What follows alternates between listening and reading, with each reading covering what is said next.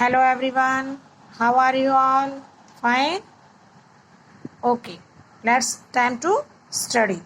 Okay?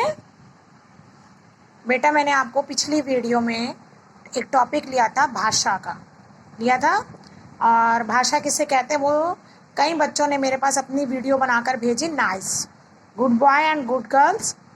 Okay, आज मैं आपके लिए भाषा का एक दूसरा टॉपिक लूँगी कि भाषा के प्रकार, टाइप्स ऑफ लैंग्वेज, मतलब कि भाषा कितने प्रकार की होती है. अभी तक हमने भाषा किया था. भाषा किसे कहते हैं? अपने विचारों को बोलकर या समझकर अपने मन की बातों को एक दूसरे तक पहुंचाने का साधन ही भाषा होता है. अब मैं आज आपको करवाऊंगी टाइप्स ऑफ लैंग्वेज, भाषा के प्रकार. ओके, ध्यान से पढ़ना बेटा. देखिए, पढ़िए और समझिए. ठीक है, देखिए इसमें ये मम्मा है, ये उनकी डॉटर है, बेटी है उनकी. बेटी मम्मा से क्या कह रही है? मम्मा मुझे कहानी सुनाइए. बेटी मम्मा से क्या कह रही है? मम्मा मुझे कहानी सुनाइए. मम्मी क्या कह रही है? रूही आज तुम कौन सी कहानी सुनोगी?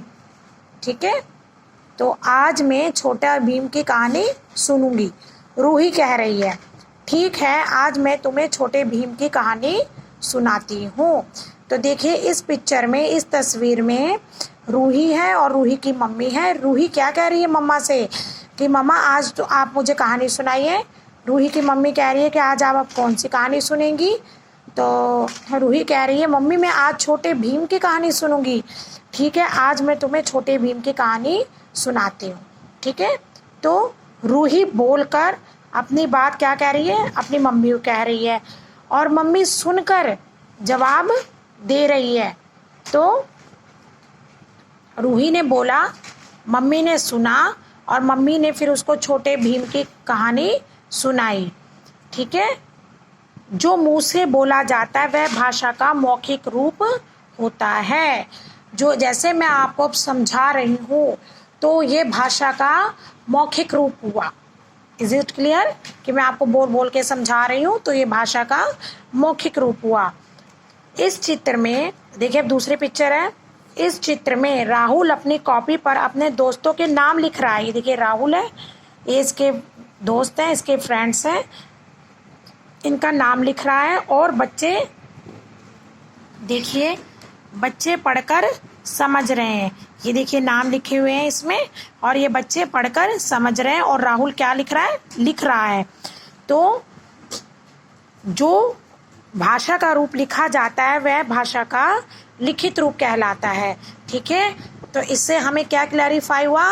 भाषा के दो रूप होते हैं, लिखित और मौखिक.